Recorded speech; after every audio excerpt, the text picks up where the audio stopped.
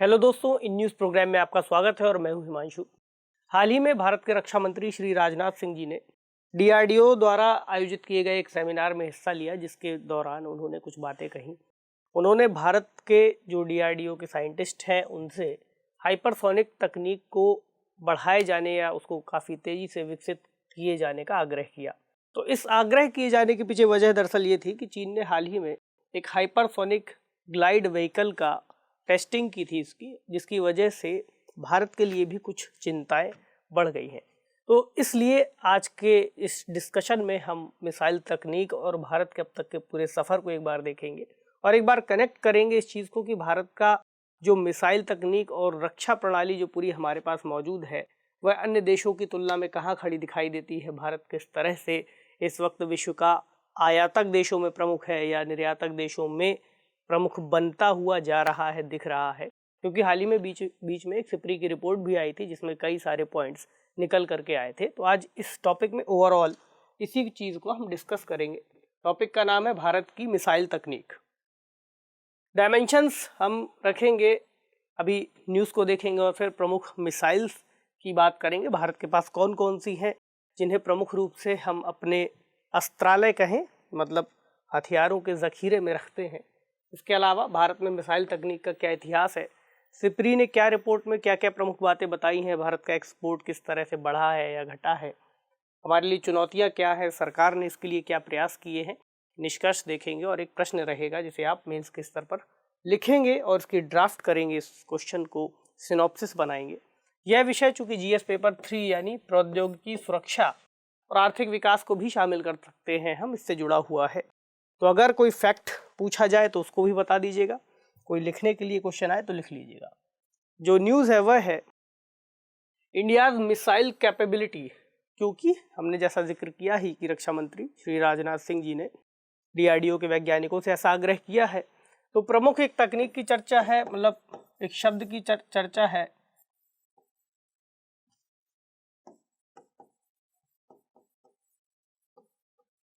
Hypersonic. हम बात कर लेंगे अभी हाइपरसोनिक क्या है। और जो ग्लाइड व्हीकल HGV कहा गया है, ये दरअसल एक इस तरह का प्लेन है जिसे चीन ने कुछ समय पहले लॉन्च किया था, जो हाइपरसोनिक गति से पृथ्वी की लगभग पूरी कक्षा का चक्कर लगाता रहा और आवश्यकता पड़ने पर उसको कहीं पर भी उसके जरिए हमला किया जा सकता है, उसके जरिए न्यूक्लियर वॉरहेड्स को दागा जा सकता है। तो ग्लाइडिंग व्हीकल है तो पृथ्वी के चारों तरफ चक्कर लगाता रहा, यानी कि पूरी पृथ्वी की सीमा इसके अंतर्गत ऐसा बताया गया है कि लगभग 60 मिनट की रेंज में ये कवर कर सकता है। तो भारत के लिए एक चिंता करने वाली बात यही है कि हाइपरसोनिक जो गति है उस गति की तकनीक भारत के पास भी मौजूद होनी चाहिए। तो चलिए जिक्र करते हैं, उस पूरे पहलू को समझते हैं हम कि हमें क्यों इस चीज़ की ज़रूरत है। पहले हम शुरुआत करते हैं इसके इतिहास से। तो इतिहास में हमें दरअसल एक पहलू जहाँ दिखाई देता है, जहाँ पर रॉकेट तकनीक की शुरुआत होती है, इसमें आज़ादी से पहले युद्ध तकनीकों में रॉकेट का उपयोग हमें दिखाई देता है लगभग 1750 के समय, जब मैसूर के शासक हैदर अली और उसके बाद उनके पुत्र टीपू सुल्तान मैसूर में गद्दी संभाले हुए थे और बहुत तेजी से अपने शस्त्रों का विकास कर रहे थे। उस समय ऐसा माना जाता है कि टीपू सुल्तान के पास जो रॉकेट्स थे, उन्होंने उसका निर्माण किया था, उसमें लोहे का उपयोग करके बड़े बड़े रॉकेट्स बनाए गए थे। एक तस्वीर है जिसमें यहाँ पर एक उनका सैनिक, उनके सेना में मौजूद एक व्यक्ति इसको लिए हुए है और उनके अंतर्गत जो भी उनके सेना के अंतर्गत जो भी मौजूद उनकी बटालियंस थी, उसमें भी ऐसा माना जाता है कि लगभग 5000 तक ऐसे रॉकेट्स मौजूद थे। तो कई सारे स्रोतों में कई सारे लोगों का मानना है कि टीपू सुल्तान पहले भारत के रॉकेटमैन भी हैं। ठीक है, ये इतिहास रहा। अब आज़ाद हम हो गए आज़ादी के बाद, लेकिन हमें दिखाई दिया कि जब अंग्रेज गए तो हमें ऐसी कोई विशेष तकनीक सौंप करके नहीं गए और हमारे पास भी कोई स्वदेशी मिसाइल क्षमता नहीं थी मौजूद। 1958 में भारत ने स्पेशल वेपन डेवलपमेंट टीम का गठन किया और आगे चलकर जब इसको विस्तार दिया गया तो इसे ही defence research and development laboratory यानी DRDL कह दिया गया। हम देखते हैं कि DRDL के अंतर्गत 1972 में प्रोजेक्ट डेविल की शुरुआत की गई, जिसमें ऐसा माना गया कि भारत की जो मिसाइल प्रौद्योगिकी है उसका बेस यहाँ से तैयार हुआ।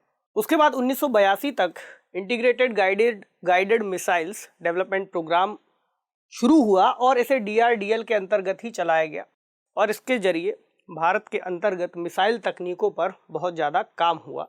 और उसके बाद हमें कई सारी मिसाइल्स तकनीक और तकनीक का विकास दिखा, जहाँ पर भारत के मिसाइल मैन कहे जाने वाले और भारत के राष्ट्रपति रह चुके श्री अब्दुल कलाम जी का बहुत योगदान रहा। उन्होंने खासकर पृथ्वी और अग्नि जैसी मिसाइलों पर बहुत फोकस किया, उनके विकास में बहुत बड़ा योगदान दिया और उसके बाद हमारा मिसाइल सिस्टम आज भी डेवलप होने की स्थिति में बना हुआ है।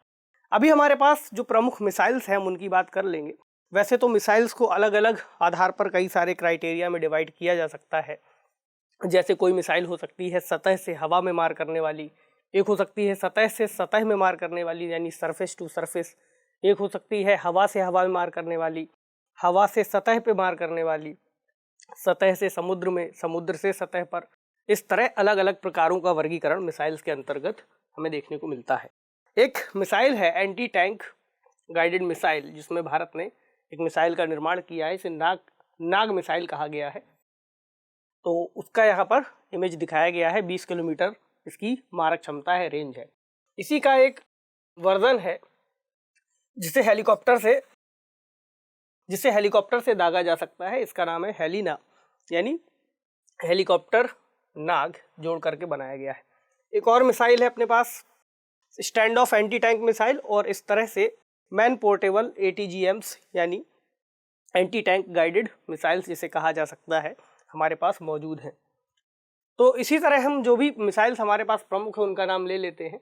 एक मिसाइल है आकाश मिसाइल, इसे सरफेस टू एयर मिसाइल यानी SAM कहा गया है और ये शॉर्ट रेंज की मिसाइल है। इसको इस तरह के लॉन्चर से दागा जा सकता है जो कहीं पर भी हम आसानी से ले जा सकते हैं। इसी तरह मीडियम रेंज की भी जो एक SAM हो सकती है सरफेस टू एयर मिसाइल, उसका हम विकास कर रहे हैं। एक और मिसाइल है हवा से हवा में मार करने वाली अस्त्र मिसाइल, जो लगभग 100 किलोमीटर दूरी तक मार कर सकती है और ये सॉलिड फ्यूल रैमजेट टेक्नोलॉजी पर काम करती है। इस तरह विमान से आप देख सकते हैं कि दागा जा सकता है। इसी तरह हवा से सतह में मार करने वाली एयर टू सरफेस हम रुद्रम मिसाइल का नाम ले सकते हैं। तो ये missile new generation anti radiation missile से कहा गया है, खासकर रडार आदि को टारगेट करने के लिए इसका हम उपयोग करते हैं। और भारत की प्रमुख मिसाइल्स में से एक ब्रह्मोस मिसाइल, जो एक सुपरसोनिक मिसाइल है और इसे भारत ने रूस के सहयोग से विकसित किया है। जैसा आप सब जानते हैं सुपरसोनिक क्रूज मिसाइल है और शॉर्ट रेंज मिसाइल है, रैमजेट तकनीक का उपयोग करती है। सिंगल वॉरहेड ले जाने की क्षमता है इसमें। और यहीं पर एक शब्द जो आया सुपरसोनिक, इसी तरह हमने देखा हाइपरसोनिक और सबसोनिक। हम 3 शब्दों की चर्चा कर सकते हैं, क्योंकि स्टार्टिंग में भी चीन ने हाइपरसोनिक तकनीक का ग्लाइडिंग व्हीकल बनाया है। तो हम पहले कहें सबसोनिक, हालांकि आप में से कई लोग इस बात से परिचित भी होंगे, लेकिन फिर भी रिवीजन के लिए हम ऐसा कर लेते हैं। तो 0 से 0.8 मैक की गति सबसोनिक कहलाती है। दूसरी कैटेगरी में आता है सुपरसोनिक, यानी 2 से 3 मैक की गति। इस बात को याद रखिएगा कि ये जो गति है ये ध्वनि की रफ्तार से कम की गति आकी गई है, यानी 0.8 मैक, और ये ध्वनि की गति से अधिक है सुपरसोनिक। और उसके बाद आता है हाइपरसोनिक,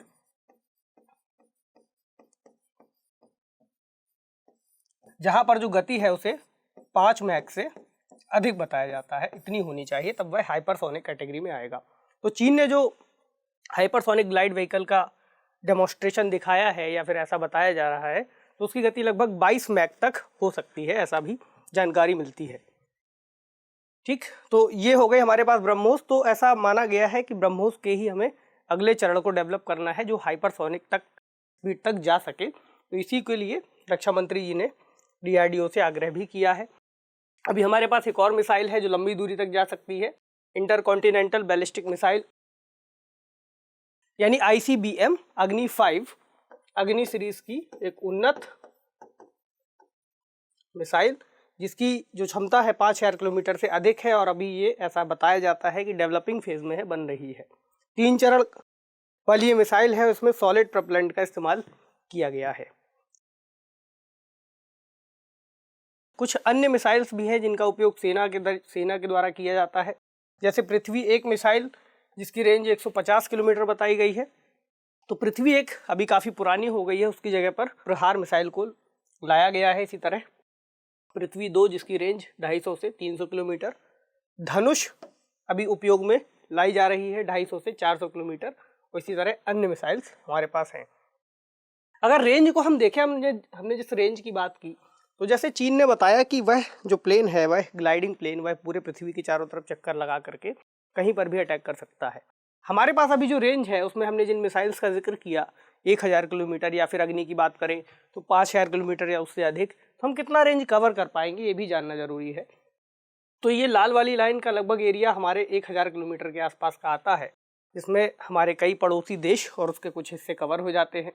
उसके बाद 2000 किलोमीटर की रेंज में ये वाला एरिया येलो लाइन, 3000 किलोमीटर तक ये वाला, 4000 तक ये वाला, और 5000 तक लगभग कुछ क्षेत्र रूस का हम कवर कर लेते हैं, और यहाँ पर अफ्रीका का कुछ एरिया कवर किया जा सकता है। तो ये एक रेंज है, भी हमारे पास इतनी क्षमता मौजूद है। हालांकि अगर आगे क्षमता आ भी गई होगी तो कई सारी चीज़ें सुरक्षा के लिहाज से सीक्रेट भी रहनी जरूरी होती है, लेकिन जनता का भरोसा बना रहे हमारे सुरक्षा संगठनों पर, हमारी मिसाइल क्षमता पर या फिर सुरक्षा क्षमताओं पर, इसलिए कुछ जानकारी जनता के पास भी होनी आवश्यक मानी जाती है। तो भारत का जो ग्रोथ है, डिफेंस एक्सपोर्ट है, कितना बढ़ा है, सिप्री की कुछ रिपोर्ट्स में बताया गया था। तो भारत का रक्षा निर्यात 2016-17 में 1521 करोड़ रुपए था, जो कि 2020-21 में 8434.84 करोड़ हो गया, यानी इसमें हमें वृद्धि दिखाई देती है। 2018-19 में ये लगभग 10,000 करोड़ रुपए के आसपास पहुंच गया था, लेकिन हालांकि कोविड के इम्पैक्ट हमें इसमें दिखाई दे रहे हैं। इसके अलावा 2025 तक एरोस्पेस और रक्षा वस्तुओं और सेवाओं में लगभग 35,000 करोड़ रुपए के निर्यात का लक्ष्य सरकार ने रखा है। कुछ जो जानकारी उसमें बताया गया है कि जो टॉप 100 कंपनियां हैं उसमें 3 भारत की कंपनियां भी 2020 की स्टॉकहोम इंटरनेशनल पीस कन्वेंशन की जो रिपोर्ट है उसमें शामिल हुई है, उसी को हम सिप्री रिपोर्ट कहते हैं। तो इसमें HAL यानी Hindustan aeronautics limited, ordnance factory board और भारत इलेक्ट्रॉनिक्स लिमिटेड शामिल हैं, यानी इनका जो कुल मिलाकर के निर्यात रहा वह 6.5 बिलियन डॉलर की इन्होंने बिक्री की, जो 2020 का रिकॉर्ड है और 2019 की तुलना में 1.7% ज़्यादा है। अगर हम शीर्ष देशों को देखें, मतलब ऐसा माना जाता है कि अभी भी भारत जो शीर्ष आयातक देश है उसमें शामिल है, क्योंकि पहले नंबर पर जो नाम आता है उसमें सऊदी अरब का स्थान पहले नंबर पर है, लगभग 11% इसका वैश्विक आयात में हिस्सेदारी बताई गई है। टॉप 5 कंट्रीज में भारत भी शामिल है, दूसरे नंबर पर भारत का नाम हम लिख सकते हैं, यानी टॉप 5 में है। इसी तरह ऑस्ट्रेलिया भी इसमें शामिल है और चीन का नाम भी इसमें आता है। हम कहें शीर्ष निर्यातक कौन है, तो सबसे बड़ा निर्यातक देश है इस वक्त USA, हथियारों का सबसे ज़्यादा निर्यात करता है। उसके बाद रूस का स्थान है, उसी तरह फ्रांस, जर्मनी और आगे चीन का नाम आता है। भारत को कौन सबसे ज़्यादा निर्यात करता है? भारत को रूस से सबसे ज़्यादा निर्यात किया जाता है। और भारत का जो निर्यात बढ़ा है, भारत का निर्यात, भारत ने भी इस रिपोर्ट में 25 शीर्ष निर्यातक देशों में अपनी जगह बनाई है, यानी हम कह सकते हैं कि हमारे निर्यात में वृद्धि हो रही है। लेकिन चुनौतियां अभी भी क्या क्या हैं? पहली बात तो ये कि हमें सीमावर्ती सुरक्षा करनी है अपने देश की। अगला, हम जो आयात कर रहे हैं उसमें हमारा एक बड़ा रक्षा व्यय हो जाता है, तो हमारा जो खर्च है वो हम कर रहे हैं, और साथ ही बहुत बड़ी मुद्रा जो भारत के अंतर्गत विदेशी मुद्रा मौजूद है उसको आयात के जरिए दूसरे देशों को दे रहे हैं। ये हमारे लिए एक बड़ी चुनौती बन रही है। सरकारों के अगर हम प्रयास देखें इस दिशा में, तो एरो इंडिया 2021 में रक्षा मंत्री जी ने बताया था कि भारत कई देशों को जो तकनीक बेच सकता है। अगर ये सवाल भी बने कि हम क्या दे सकते हैं दूसरे देशों को, हमारे पास कौन सी तकनीक है देने के लिए, क्या देते हैं हम, तो हम missile system, light combat aircraft, helicopter, multipurpose हल्के परिवहन विमान, युद्धपोत, गश्ती जहाज, artillery gun system, tanks, radar, सैन्य वाहन, इलेक्ट्रॉनिक युद्ध प्रणाली और कई तरह के हथियार मुहैया करा सकते हैं। खासकर वे देश जो हिंद महासागर के आसपास के क्षेत्रों में आते हैं और भारत के निकटवर्ती करीबी हैं, आसियान के देश हो सकते हैं, वियतनाम हो सकता है, उसमें मलेशिया का नाम हो सकता है। तो भारत ने वियतनाम के साथ कुछ समझौते किए हैं। एग्जाम्पल के तौर पर हम बात कर रहे हैं, इसमें 12 फास्ट अटैक क्राफ्ट खरीदे जाने की बात है। भारत ने क्रेडिट लाइन भी दी हुई है जिसके जरिए इन हेलीकॉप्टर्स की खरीद की बात की जा रही है। इसके अलावा कुछ उन्नत हल्के हेलीकॉप्टर और आकाश मिसाइल की डील किए जाने की भी चर्चा वियतनाम के साथ है। तो देखेंगे कि हम आगे चल के किस किस तरह से अपने नज़दीक के देशों को निर्यात करके अपने निर्यात को बढ़ा सकते हैं और देश में जो घरेलू उत्पादन है उसको बढ़ावा दे सकते हैं। क्योंकि उत्पादन तभी होगा जब हम माल की खपत कर पाएंगे, चाहे घरेलू स्तर पर उसकी खपत हो या फिर किसी देश को निर्यात के माध्यम से हम उसकी खपत करें। तो 2014 से निर्यात को बढ़ावा देने के लिए सरकार ने कुछ नीतियां अपनाई हैं, कुछ पॉलिसीज बदली हैं। जैसे सरलीकृत औद्योगिक लाइसेंसिंग की व्यवस्था बनाई गई है। इसके अलावा निर्यात नियंत्रण में छूट दी गई है और एनओसी की भी व्यवस्था कर दी गई है, नो ऑब्जेक्शन सर्टिफिकेट। इसी तरह विदेश व्यापार की जो पॉलिसी है उसके तहत कई सारे प्रोग्राम और प्रोत्साहन की सुविधाएं और लाइन ऑफ क्रेडिट की सुविधा भी दी जा रही है। जैसा हमने वियतनाम के ऑप्शन में देखा कि भारत ने उसको $100 बिलियन के आसपास लाइन ऑफ क्रेडिट दिया है, उसे और बढ़ाया भी जा सकता है। इसके अलावा जो सूची बनाई गई है 200 से ज़्यादा वस्तुओं की, उसे इस सूची में उन वस्तुओं का जिक्र किया गया है जिनके तहत भारत ऐसी छूट देगा कि किन वस्तुओं का आयात ना किया जाए, केवल उनका घरेलू स्तर पर ही निर्माण किया जाए। इसी तरह 2021-22 के लिए जो पूंजीगत परिव्यय है उसे लगभग 63% घरेलू रक्षा उद्योग से ही पूरा किया जाना है। ठीक, निष्कर्ष क्या निकलता है? निष्कर्ष सबसे बड़ा और सबसे प्रमुख कि हम स्वदेशी तकनीक को बढ़ावा दें और विनिर्माण को बढ़ावा दें। देखिए, जब तक हम घरेलू स्तर पर प्रोडक्शन और टेक्नोलॉजी का विकास नहीं करेंगे तब तक हमारे देश का जो सैन्य उत्पादन है वह नहीं बढ़ पाएगा।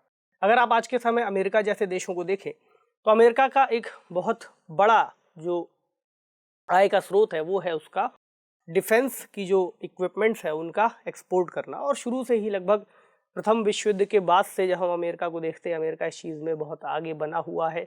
मिसाइल टेक्नोलॉजी में अमेरिका आगे है।